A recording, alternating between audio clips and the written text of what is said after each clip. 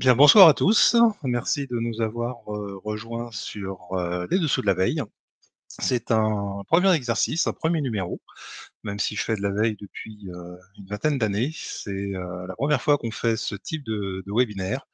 L'objectif est pendant une vingtaine de minutes, de vous présenter, quelques éléments marquants, qui sont produits lors du mois de février, 2023.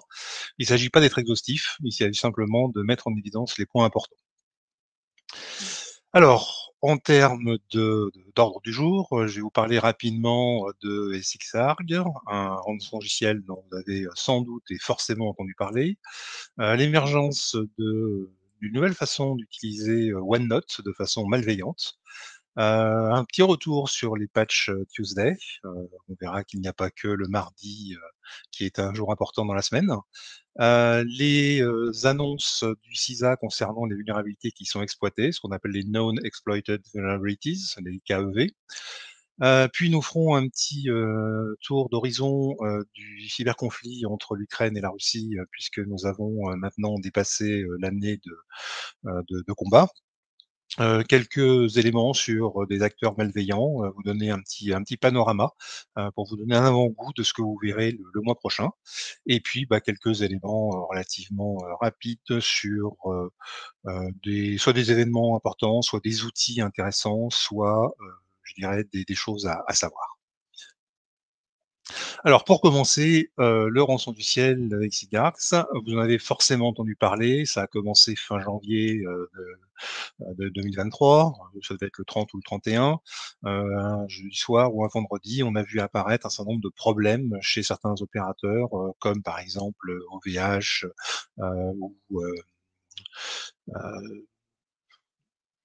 ou d'autres en France notamment, mais une bonne partie en Europe. Et puis, bah, à la base, c'est ce qu'on avait. Bah, on avait une vulnérabilité, qui touchait, VMware, les ESXi de VMware. La vulnérabilité, c'est la vulnérabilité CVE 2021 21974. Alors, comme vous le savez peut-être, CVE 2021, ça signifie simplement que la vulnérabilité, elle a été découverte en 2021. Alors, comment se fait-il qu'on nous soyons en 2023 et qu'on parle encore d'une vulnérabilité qui a 2 ans? Eh bien, tout simplement parce que, bah, il semblerait que certains n'avaient pas fait, heu, leur travail, ou, pour des raisons, sans doute, propres, ils n'avaient pas pu appliquer les correctifs de sécurité. Toujours est-il que cette vulnérabilité qui, a l'indice CVSS est quand même à 9,8 sur 10, donc assez critique, eh bien, elle a été exploitée. Donc depuis 2 ans, on avait une vulnérabilité qui traînait et qui n'avait pas été, prise en considération. Donc on ne va pas refaire l'histoire, c'est un constat. En revanche, ce qui est intéressant, c'est de voir qu'il y avait un code d'exploitation, qui était disponible depuis 1 an et demi, puisqu'il a été, publié au milieu, de l'année 2021. Et puis, bah, ce code d'exploitation, qui permettait justement d'exploiter cette vulnérabilité, la CVE 2021-21914, eh bien, il a commencé à être utilisé. L'autre point à savoir, c'est que, cette, vulnérabilité exploite un service, qui est le service OpenSLP, qui est un logiciel du domaine public qui a été réutilisé par, notamment, VMware et qui sert notamment à faire de la découverte. Donc c'est un outil, très pratique, très intéressant lorsqu'on a, besoin de, faire des découvertes ou de savoir, de façon dynamique ce qui est disponible.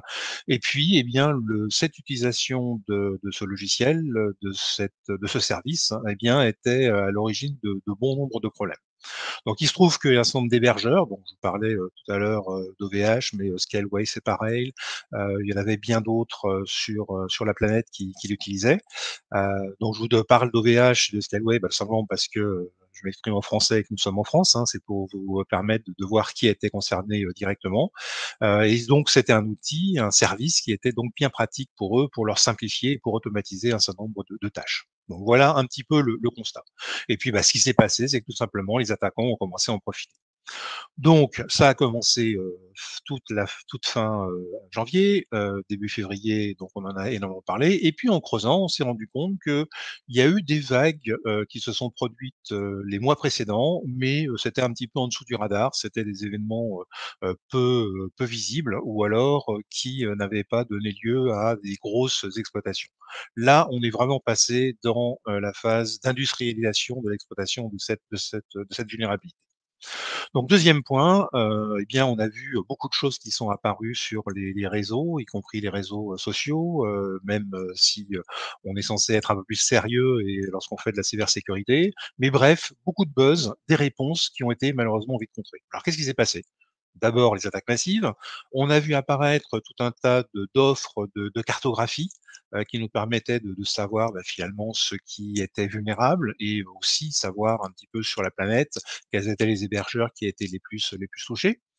Au début, on a cru que c'était un rançongiciel qui s'appelait Nevada Ransomware ou alors c'était, Chascript, hein, et puis on s'est retrouvé que finalement, bah, c'était pas ça. Donc il y a quelqu'un qui a donné comme nom, V6EARGS, comme les arguments et puis, bah, c'est le nom qui a été retenu et puis on a vu apparaître un nouveau rançongiciel, qui exploitait la même vulnérabilité, qui était RansomX2, -A. Donc la communauté s'est activée de façon, très dynamique. Donc on a vu apparaître assez rapidement un certain nombre d'IOC, des règles Yara, elles aussi, très pratiques et relativement efficaces. Donc finalement, on a eu une assez bonne réaction et ça, c'est une première re constatation qu'on peut faire, c'est que c'est quelque chose d'assez positif de voir comme ça qu'il y a, dans la communauté, des actions, la concertation et puis des éléments qui sont, disponibles assez rapidement. Donc déjà une première leçon à retenir, dès qu'il y a quelque chose qui se passe et que c'est relativement conséquent, eh bien, ne pas travailler dans son coin. Si vous êtes actif et si vous avez des éléments d'information, vous pouvez les partager et puis, bah, si vous êtes, victime ou vous pensez être potentiellement victime, eh bien, vous trouverez dans la communauté un certain nombre de réponses.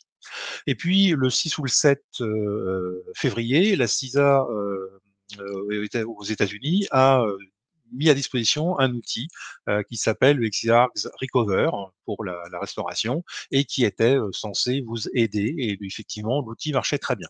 Le seul problème, c'est que, bah, lorsque vous divulguez, l'existence d'un outil qui permet de contrer une vulnérabilité, bien entendu les attaquants, eux, ils vous surveillent aussi et ils ont modifié, dès le lendemain, le principe de fonctionnement du rançongiciel. Ce qui fait que, bah, finalement, l'outil, malheureusement, n'était plus aussi efficace qu'auparavant et en tout cas, n'était plus tout efficace avec les nouvelles versions du rançongiciel.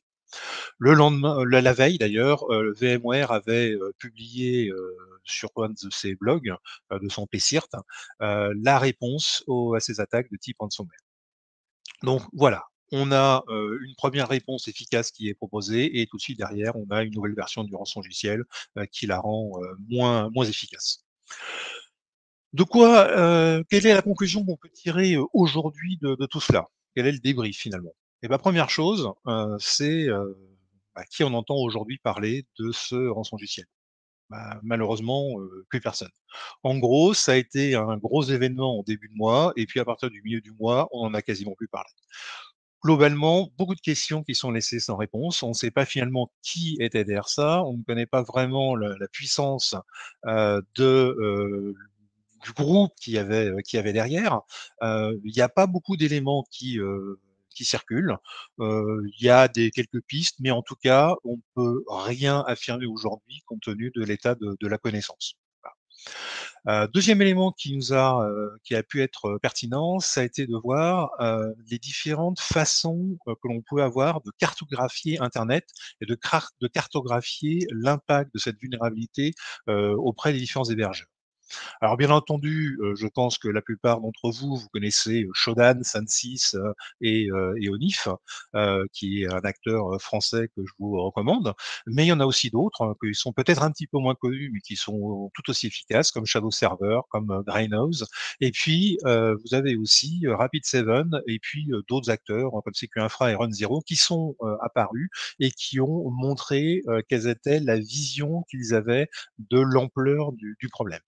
Donc là où c'est intéressant, je vais vous donner un exemple très, très concret, hein. Lorsque vous regardez les chiffres de Shodan, de Sansys et d'Onif, pour ne prendre que les 3 plus intéressants dans un 1er temps et surtout ceux qui ont été les plus réactifs, eh bien, on avait des chiffres qui variaient depuis à peu près 600 serveurs d'un côté qui étaient, vulnérables sur internet, jusqu'à plus de 3000 serveurs qui étaient vulnérables sur internet.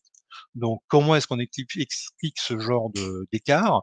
Eh bien, il y a peut-être différentes, approches. La première était de dire que les uns comptaient les serveurs physiques, les autres comptaient, et donc les adresses IP, les autres comptaient peut-être les machines virtuelles et peut-être d'autres façons de comptabiliser. Toujours est-il que lorsqu'on faisait le ratio entre les nombres de machines, vulnérables et les différents opérateurs, on arrivait à peu près à la même chose. Donc ça, je dirais, c'était plutôt rassurant. Mais, là encore une fois où c'est intéressant, c'est qu'on a eu un cas concret, on a pu voir finalement quels étaient les plus réactifs. Donc dans la liste que vous avez ici, hein, si demain on a de nouveau une problématique similaire, eh bien vous trouverez sans doute des bonnes informations. En tout cas, moi, c'est des sites que je consulte régulièrement pour savoir ce qui se passe et voir l'ampleur d'une attaque ou d'une grande problématique. En termes d'éléments complémentaires, je rajouterais quand même une chose, c'est que c'est pas arrivé de nulle part. Quand vous regardez un rapport qui a été publié par, Recorded Future et vous avez le lien en dessous et de façon générale, hein, je n'ai pas encore précisé, mais sur toutes les slides, vous avez des liens, qui vous permettent de retrouver des éléments, plus concrets et de voir les sources des informations. Donc Recorded Future et puis, Guidepoint avaient publié, il y a quelques temps je dirais des rapports disant que VMware risquait d'être, vulnérable, et surtout de faire l'objet d'attaques. La question finalement qui reste après tout ça, eh bien, quelle est votre capacité de détection? Est-ce que vous avez pu vous rendre compte, des problèmes? Si vous aviez des machines qui étaient hébergées chez certains de ces opérateurs, finalement, quelle était votre vision? Et lorsqu'il y avait tout comme ça, tout ce bruit autour de ces attaques, eh bien, qu'est-ce que vous étiez capable d'entendre et qu'est-ce que vous étiez capable de détecter? Voilà sur cette première problématique.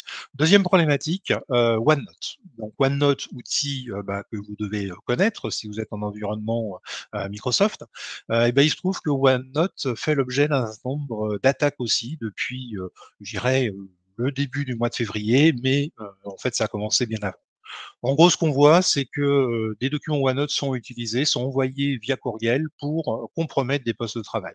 Il y a une montée en puissance très claire de tout cette utilisation de OneNote de façon malveillante. Ça a été intégré dans un des botnets qui s'appelle Quackbot, qui est assez virulent. On a vu apparaître, justement dans la communauté, encore une fois, communauté relativement active, des outils d'analyse, des règles de détection, des TTP, des IOC. Donc en gros, on a quand même pas mal de choses. Parmi, les sources pertinentes que l'on peut trouver, il y a eu effectivement des rapports qui ont été publiés par, Proofpoint, par Sophos, par WhiteSecure, par, les coréens d'AnLab. Il y a Abuse.ch et bien entendu le Sens qui ont été assez, actifs et qui ont, publié, pas mal de choses. Et puis il y a eu des contributeurs individuels, comme Didier Stevens ou, Xavier Mertens, qui sont, notamment des acteurs, depuis de très longue date en matière de cybersécurité et qui publie sur le site du Sens. Vous avez aussi Florian Roth qui a publié des règles Yara. Il y a Marco Ramilli de Yoroi en Italie. Il y a eu des personnes d'Opalsec et puis de Zscaler qui ont toutes publié pas mal d'informations sur le sujet. Et comme c'est quelque chose qui ne va pas s'arrêter tout de suite, je vous conseille réellement d'aller consulter les différents liens qui sont en bas pour que vous soyez prêts à ce qui risque de vous arriver. Alors pourquoi OneNote aujourd'hui? Eh bien tout simplement parce que les attaquants ont décidé d'adapter leur technique par rapport aux contre-feux qui ont été, positionnés par Microsoft. On a beaucoup parlé des macros sous Office, qui ont été, interdites, puis qui ont été, réactivées, puis qui ont été réinterdites par Microsoft.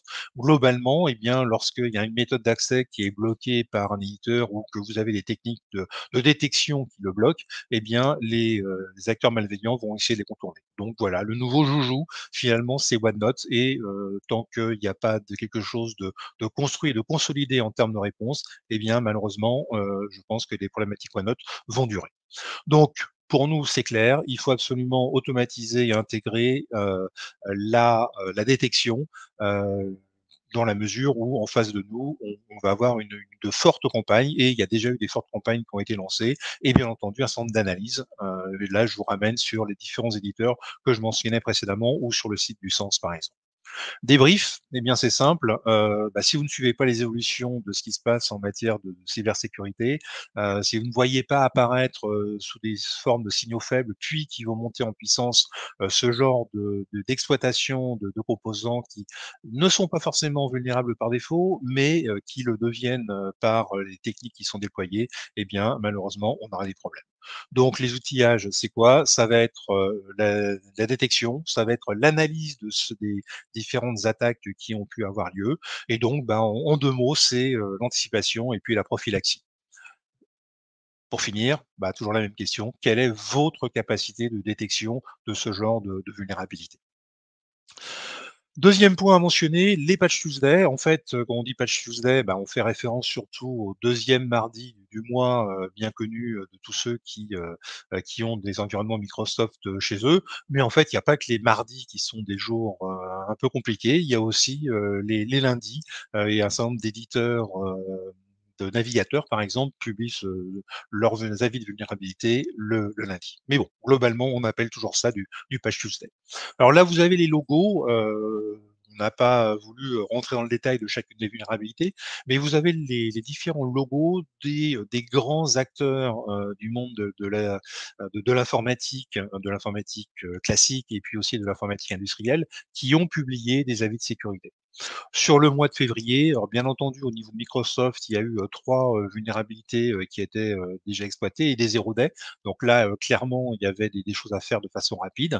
Mais on voit aussi que, des entreprises comme Cisco, Citrix, ont eu, leur lot aussi de vulnérabilités qui ont été corrigées et je les mentionne, de même que un peu plus tard, on pourra aussi mentionner, F5 et puis Fortinet, dont les logos sont aussi présents ici. Bien, tout simplement parce que ce sont des méthodes d'accès à vos entreprises, à vos réseaux, et donc c'est les attaquants, s'ils ont la possibilité d'exploiter ces vulnérabilités, eh bien, leur objectif, ça va être de trouver des méthodes de contournement des portes d'accès.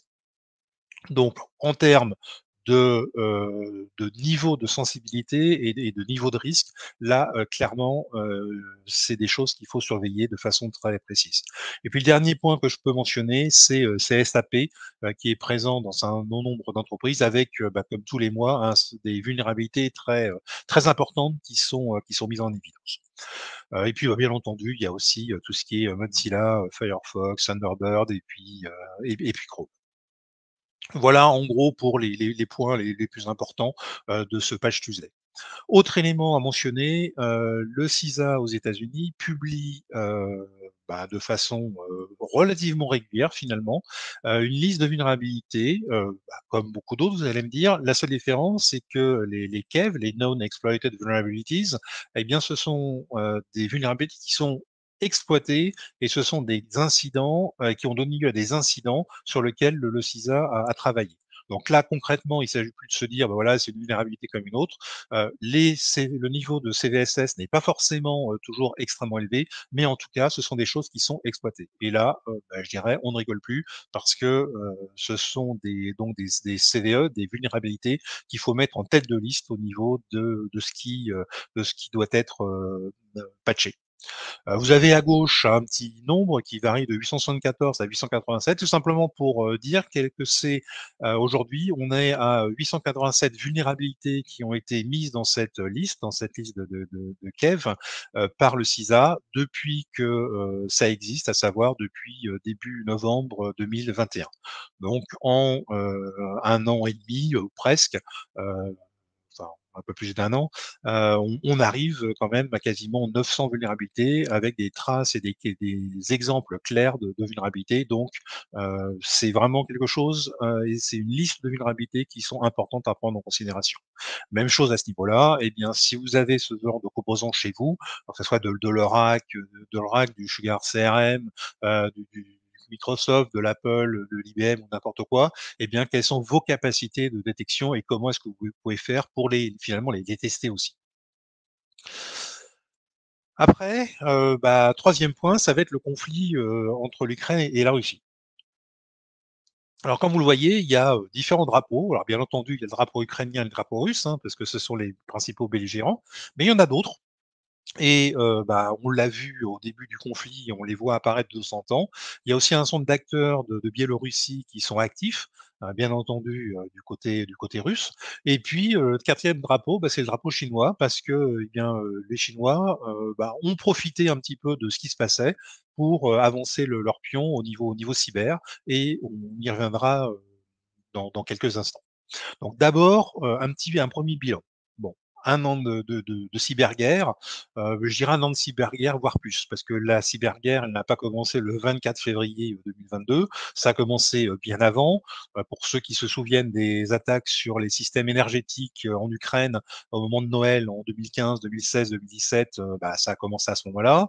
On a vu apparaître aussi au fur et à mesure que le temps passait, des remontées d'informations, de l'armée américaine, qui expliquait quel avait été son rôle, à partir du mois d'octobre de l'année, précédant le conflit, donc à partir d'octobre 2021, pour aider, je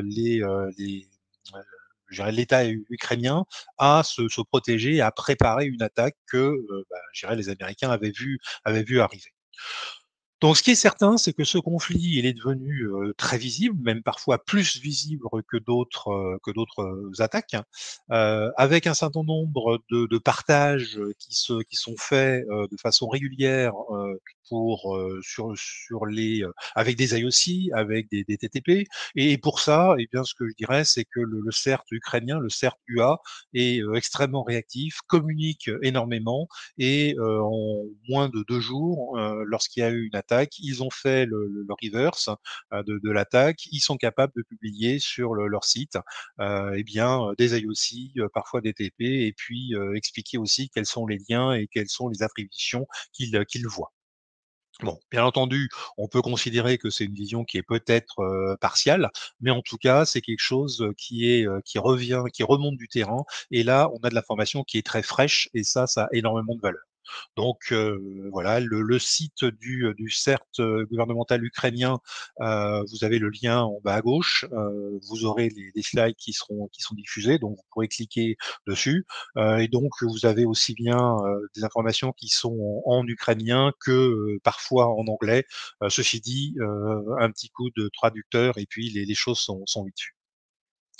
2e, point que je veux mentionner, un petit peu l'historique, et si on fait le bilan sur l'année, qui s'est écoulée, bah, je dirais ça a démarré très fort, puis il y a eu un ralentissement à partir de l'été, et puis on voit depuis, 2-3 mois une résurgence et une augmentation des attaques, et toujours bien entendu avec, un certain nombre de détails. Hem Est-ce qu'on voit, qu'il y a eu, je dirais une certaine régularité dans ces attaques? Eh bien, je dirais non. Au début, je dirais, on s'en est, largement fait l'écho, il y a eu beaucoup de wipers, donc wiper, un wiper, qu'est-ce que c'est? Eh bien, c'est un outil, c'est pire qu'un rançongiciel, parce que finalement, l'objectif, c'est de détruire de façon massive un maximum de données. Donc à ce niveau-là, on ne cherche pas à essayer de comprendre, d'essayer de voler de l'information. Non, l'objectif, c'est de détruire. Donc bien entendu, lorsqu'on a, tout perdu, bah, il faut reconstituer, à partir de sauvegardes peut-être qu'on a, ou pas, et c'est là où les problèmes deviennent catastrophiques.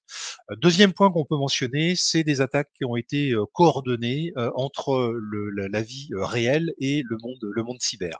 Donc un certain nombre d'études, qui ont été faites, et encore une fois dans les liens, vous avez notamment une étude de Check Point, et puis des commentaires qui ont été, fournis par Google, par le Google Tag, qui donnent des bons exemples de cette, synchronisation des attaques.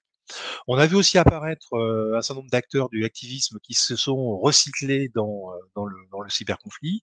Un certain nombre d'actions malveillantes classiques qui ont été menées ensuite, à savoir que bon, bah, ils ont pris parti, et puis finalement très vite, au lieu de s'amuser simplement à tout casser, à tout détruire, à tout wiper, eh bien ils ont décidé de faire un petit peu plus, à savoir, eh bien, voler des données, et puis, faire des fuites d'informations, et essayer de faire pression et demander des rançons. Et puis le dernier point qu'on peut mentionner, c'est beaucoup d'actions de désinformation et là encore, vous avez des rapports qui expliquent, tout ça, qui ont été, menés, bien entendu dans les 2 camps. Voilà, un petit peu ce que l'on peut dresser comme panorama. La dernière question qui demeure, et bien encore, c'est toujours la même, c'est finalement, à partir de toutes ces informations que l'on peut récupérer, vous, qu'est-ce que vous faites et comment est-ce que vous faites pour améliorer ou pas vos capacités de détection? Débrief, je dirais une certaine évolution du centre d'intérêt de pas mal d'acteurs. On a pu remarquer notamment que, ce qu'on appelle les APT, les groupes d'attaquants, éventuellement, sponsorisés par des États, eh bien, ils ont un petit peu diminué, l'intensité de leurs attaques sur, leur centre d'intérêt, classique. Heu et puis, ils ont aussi fait apparaître, un certain nombre, on a vu apparaître aussi un certain nombre d'acteurs, opportunistes, ou qui étaient, soi-disant neutres et là, eh bien, nos amis chinois, arrivent sur le devant de la scène parce que tout simplement, on les a vus apparaître aussi bien, attaquer, des intérêts ukrainiens que des intérêts russes. Donc là, c'est assez intéressant en termes je dirais d'approche et de voir finalement comment certains acteurs opportunistes peuvent en profiter, pour faire apparaître et pour apparaître et pour essayer de voler des nouvelles données. On est en train de parler des acteurs malveillants, donc voilà, c'est un petit exemple de ce sur quoi je travaille, assez régulièrement dans le cadre de la veille. C'est, essayer d'établir des relations entre les différents, acteurs et les différents, groupes d'attaquants, et puis, faire en sorte que finalement heu, finalement reconnaître et avoir des noms qui soient cohérents. Donc j'ai mis ici, les différents, pays, donc avec le code, classique, ISO 3166, qu'on retrouve sur internet, hein, donc la Chine, la Colombie, la Géorgie, l'Inde, l'Iran, la Corée du Nord, la Corée du Sud, le Nigeria et cetera et cetera. Et bien, à partir de cela, on voit un petit peu pour chacun des acteurs, comment est-ce qu'ils nomment les groupes d'attaquants. Donc si on regarde, par exemple, la Corée du Nord, eh bien, chez CrowdStrike, ça sera des Colima quelque chose. Chez Palo Alto, ça sera des Pisces quelque chose. Chez PwC, ça sera Black quelque chose. Et puis chez SecureWorks, ça sera des Nickel quelque chose. Voilà, rien qu'avec le nom, ça vous permet de savoir un petit peu quelle est l'origine du groupe d'attaquants. Donc ça, c'est un premier tableau que je vous présente ce mois-ci. Et puis, je vous expliquerai le mois prochain comment finalement faire un lien beaucoup plus clair entre les différents nommages qui sont faits par différentes sociétés qui travaillent dans le monde de la cyber. Voilà. Pour, finir, quelques éléments, complémentaires et quelques éléments de réflexion. D'abord, une vulnérabilité, qui affecte, Fortinet et qui est notamment les composants, Fortinac. Hem Encore une fois, c'est une méthode pour, entrer dans les entreprises. Donc, Fortinet, au milieu du mois de février, a publié son Patch Tuesday, avec notamment une CVE qui traînait depuis 3 ou 4 mois, voire même un petit peu plus. La CVE 2022, 39 952. Encore une fois avec un CVSS important, et même très élevé, à 9,8, 9,8. Bon, voilà, donc ils ont, publié leur correctif de sécurité et puis, eh bien, comme on le voit, on l'a vu déjà 2 ou 3 fois depuis le début de l'année, eh bien, une société qui s'appelle Horizon 3, qui a annoncé, sa capacité de réaliser un POC, donc un Proof of Concept pour, montrer et avoir un code d'exploitation qui permette justement d'exploiter la vulnérabilité en considération. Bah, qu'est-ce qui s'est passé? Ils l'ont publié et bien entendu 2 jours après, eh bien, les groupes d'attaquants ont réutilisé, ce code d'exploitation, cette preuve de concept, de façon à lancer des attaques. Là, clairement, la question qui se pose de nouveau, est là de façon très critique, c'est: quelle est votre capacité de détection? Ce qui est certain, c'est que plutôt que d'attendre de vous faire attaquer, il faut déjà savoir est-ce que vous êtes capable de détecter l'attaque potentielle? Donc quel est votre niveau de détection? Quelle est votre capacité finalement de détecter ce qui peut se produire, non pas simplement avec des vraies attaques que l'on attend, mais déjà, je dirais presque en temps de paix, comment est-ce que vous faites pour vous entraîner et pour calibrer vos systèmes de détection et vos systèmes de défense? Voilà. Et puis, bah, dernier petit commentaire, à part Fortinet, est-ce qu'il y a que Fortinet qui est une mauvaise société et qui a des produits vulnérables? Bah, bien entendu non. Je vous avais parlé tout à l'heure dans le Patch Tuesday de F5, je vous ai parlé de Citrix et de bien d'autres. En fait, ce genre de problématique, eh bien, on met l'accent sur Fortinet parce qu'il y a des vulnérabilités qui sont exploitées, mais en réalité, c'est, chacun des composants et les différentes marques qui sont concernées. 2e élément que je pouvais mentionner de façon très rapide, il y a eu une étude qui a été faite par, Rapid7 sur, les techniques d'évasion, des systèmes de détection avec notamment un petit outil qui s'appelle Detect Raptor qui est en lien avec Velociraptor bien entendu et qui est disponible sur GitHub de façon, bah, voilà en open source, donc ça sera quelque chose à regarder. Et puis pour finir, un dernier élément intéressant, c'est l'intervention de Janice Lee, qui est la directrice du CISA, qui a publié enfin qui lors d'une allocution à l'université de Carnegie Mellon, il y a 3 ou 4 jours, a, émis, l'idée, que les éditeurs pourraient être responsables de leurs bugs. Alors, pour être, précis et pour ne pas, risquer de fausser, ce qu'elle a voulu, dire et expliquer. J'ai remis ici le texte, un copier-coller de ce qu'elle a, prononcé comme discours. Vous avez dans les liens, que sur ce slide, vous avez à la fois le texte complet et la vidéo qui est, publiée d'ailleurs sur YouTube où, finalement elle dit: «Bah, est-ce que ça serait pas, raisonnable, de mettre les éditeurs devant leurs responsabilités et de faire en sorte que finalement ils soient, bah, je dirais, on puisse leur demander des comptes de façon beaucoup plus, sérieuse que ce qui est fait aujourd'hui, où finalement, toute la communauté cyber et la communauté informatique bah, dépend des Patch Tuesday et dans l'attente des correctifs de sécurité, bah, là, ça serait, aller, plus loin et donc être beaucoup plus, je dirais, non pas agressif, mais en tout cas d'être exigeant vis-à-vis de ces éditeurs. Voilà un petit peu les différents éléments que je pouvais vous mentionner. Donc est-ce qu'il y a des questions? Je suis prêt à y répondre. N'hésitez pas à mettre cela dans le chat. Autrement, bah, la date de la prochaine, session, ça sera le 6, avril. Ça sera, peut-être que certains d'entre vous seront, au FIC, ce jour-là, mais nous y serons aussi, donc n'hésitez pas à venir me voir sur le stand B12, où vous pourrez me retrouver, me poser des questions et je serai, très heureux de pouvoir y répondre.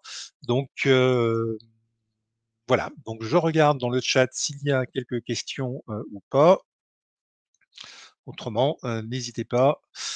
Alors une première question concernant la responsabilité des éditeurs. Est-ce que c'est envisageable?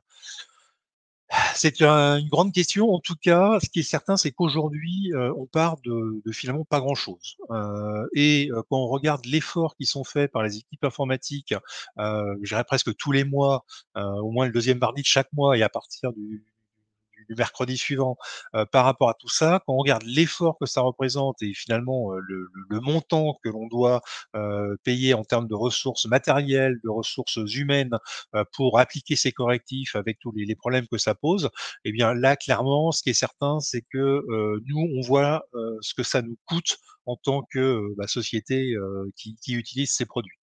Aller au-delà, bah, c'est forcément, via des groupes d'utilisateurs. Donc, par exemple, en France, le Césin a commencé à travailler de façon assez sérieuse avec un des groupes de travail sur le sujet.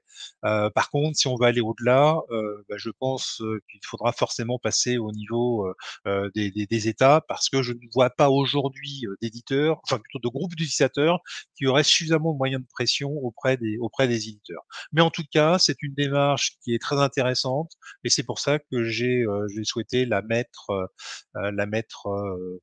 enfin mettre le retour de la directrice du CISA sur ce slide et vous en parler aujourd'hui. Y a-t-il d'autres questions? Non?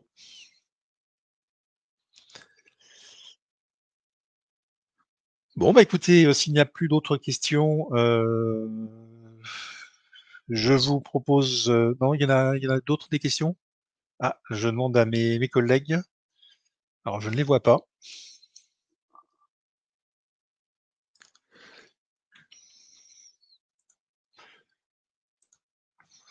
Alors je cherche un petit instant. Alors, NIS 2, une autre directive évoquerait-elle le sujet de la responsabilité des éditeurs? Alors, oui et non. Disons que, il n'y a pas que NIS 2, il y a aussi, le Cyber Resilience Act, qui, va imposer un certain nombre de contraintes auprès des différents éditeurs. Donc c'est peut-être plutôt dans cette direction qu'il faudrait aller, je pense. Heu, mais bon, ceci dit, il y a peut-être d'autres éléments et d'autres, je dirais, réglementations qui se feront pas forcément au niveau européen, mais qui pourront se faire peut-être, au niveau d'un pays et qui devraient nous permettre, d'avoir, encore une fois, d'aller dans la bonne direction.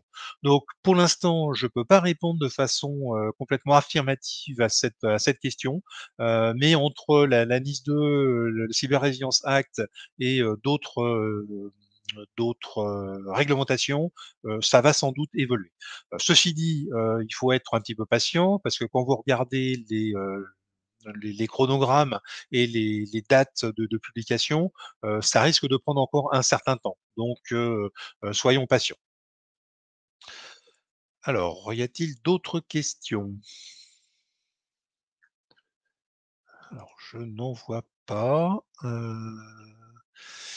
Eh bien, écoutez, dans ce cas-là, je vous remercie. Je vous souhaite une bonne fin de journée, et puis, eh bien, à la prochaine session le, jeudi 6 avril, 2023, le deuxième jour du FIC.